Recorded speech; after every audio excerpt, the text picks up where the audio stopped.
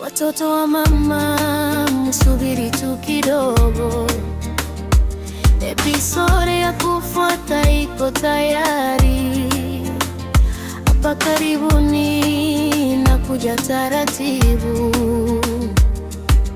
sikate tamaa, furaha iko njiani. Mashabiki wetu tulalieni mioyo, kisa kinaendelea bado hakijaisha. Leo ni subira, kesho ni shangwe. Episode mpya inawaja bila kuchelewa. Watoto wa mama, endeleeni kutunga mkono, safari bado ndefu lakini tamu.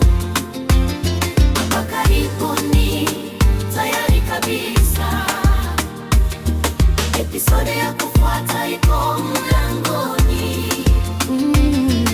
Najua chakula tamu ni lazima kuandawa. Pakoleko na wapenda sana mashabiki wetu.